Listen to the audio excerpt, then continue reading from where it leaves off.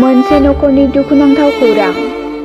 बाक्सा जिल्ला बोरमा दखरानि सिङाव थानाय सलमारी गामिनि मदन दैमारीनि बिसि तुलेसर दैमारी बिथाङा गोबाव समनिफ्रायनो आहार केन्सार बेरामाव गोबाव समनिफ्रायनो दुखुआव गोग्लैनानै दं। नखरनि सोद्रोमाया फोरमायनाय बायदिब्ला 2 बोसोरनि सिगांनिफ्रायनो बे बेरामाव भुगिनांबोनो गोनां जाबोदों आरो 7 दाननि सिगां गुवाहाटी GNRC देहा फाहामसालियाव गोबां रां गारनानै केन्सार बेरामनि मुङाव अपारेसन खालामदोंमोनब्लाबो नाथाय बेरामा हामाखिसै होनना दुखु फोरमायो।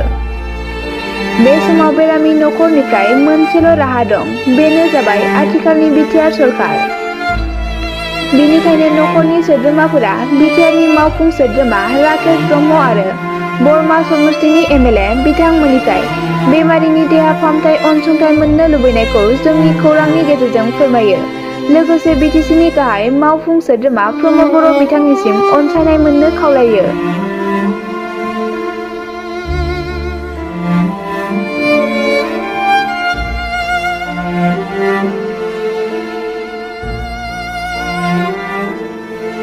बेरामिया नोंथांनि माबाफोर जायो नामा? बेरामिया आंनि आब'। माने जोंहा बिदा फंबाय 3 आरो बिब' बिनानाव 3।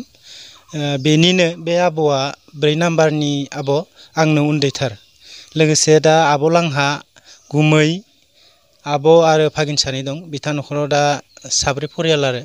बेरामाव गोग्लैनायाथ' आब'आ खोन्थानाय मथे जोंहानि जा भागिन उन्दै, बे भागिन उन्दैया मथा मथि 2 बोसोरसो जानाय समनिफ्रायनो बे गाराया एसे जादोंमोन होनदों। बे गाराया एसेनिफ्राय बाराय माने लासै लासैनो सानाया बारा जानानै थानो हाया जाहैबाय। थानो हायि जानायलाय डक्टरफोरा बुंबाय जे बेखौ अपारेसन खालामाबा जानाय नंला होननायलाय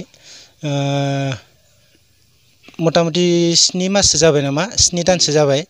माने बेखौ गुवाहाटी GNRC हस्पिटालाव लांनानै अपारेसन खालामनाय जादों आरो।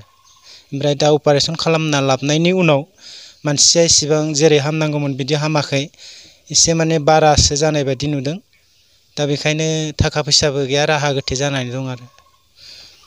बेखौथ' बुंनांगोन, मानगोनां राकेश ब्रह्म सार आरो भुपेन बर' सारनिफ्राय बेखौसो खावलायनो लुगैदों जे अन्नानै बे निखावरि नखराव बे बेरामखौ फाहामथाय होनो थाखाय माबाफोर अनसुंथाइ होयोब्ला बे नखरा जोबोद गोजोननाय मोनगौमोन आरो लोगोसे आं बेखौबो बुंबावनो लुगैयो, जोंनि बिटिसिनि चिफ सार प्रमद बर' सारजों लोगोसे आसामनिबो चिफ मिनिस्टार